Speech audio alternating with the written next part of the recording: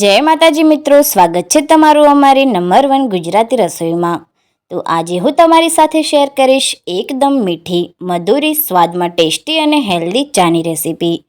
તો મિત્રો, દરેક ઘરમાં સવારમાં ચા તો બનતી જ હોય છે, પરંતુ તમે આ રીતે ચા બનાવશો તો જે લોકોને શરદી ખાંસીનો પ્રોબ્લેમ રહેતો હોય તે લોકો માટે આ ચા બહુ જ ઉપયોગી છે। તો ચાલો આપણે સ્ટાર્ટ કરીએ ચા બનાવવાનું। તો મિત્રો, આપણે સામગ્રી જોઈ લઈએ। તો મેં અહીંયા 8 થી 10 નંગ એલાયચી લીધી છે, 8 થી 10 નંગ જેટલા તુલસીના પાન લીધેલા છે। જો તમારી પાસે તુલસીના પાન ના હોય તો તમે સ્કીપ પણ કરી શકો છો। 1 નંગ જાયફળ લીધેલું છે અને 1 ટુકડો આદુનો લીધેલો છે। તો મેં અહીંયા ખાંડની જગ્યાએ ગોળ લીધેલો છે, કારણ કે મિત્રો ખાંડ એ સફેદ ઝેર સમાન છે। તો મિત્રો, બને તેટલો ઘરમાં ખાંડની જગ્યાએ ગોળનો ઉપયોગ કરવો જોઈએ। અને આપણે ચા લીધેલ છે, તો હવે આપણે ખાંડણી અને દસ્તાની મદદથી આ બધી જ વસ્તુને ખાંડી લેવાની છે। તો પહેલાં આપણે એલાયચી અને જાયફળને ખાંડી લઈશું।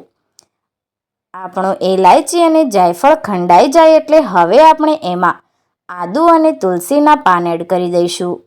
બધી વસ્તુ બરાબર ખંડાઈ જાય એટલે આપણે એને એક રકાબી કે વાટકીમાં કાઢી લઈશું। હવે આપણે ચા બનાવવાનું સ્ટાર્ટ કરીએ। તો એના માટે મેં અહીંયા ગેસની ફ્લેમ ઓન કરીને એના ઉપર એક તપેલી મૂકી દીધી છે। મેં અહીંયા 1 ગ્લાસની મદદથી 1.5 ગ્લાસ જેટલું પાણી લીધેલું છે, તેને એડ કરી દઈએ। હવે આપણે તેમાં 3 ચમચી જેટલો ચા એડ કરીશું।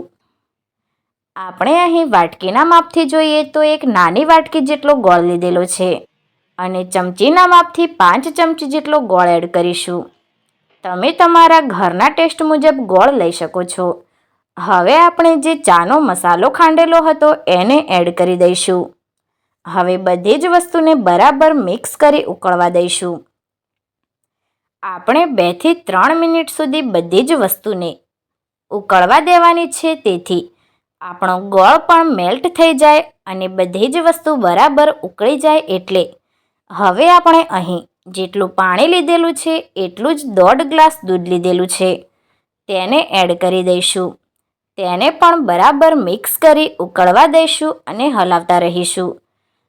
હવે બરાબર ઉકળી જાય એટલે આપણે ગેસની ફ્લેમ બંધ કરી ચાને એક કપમાં કાઢી લઈશું।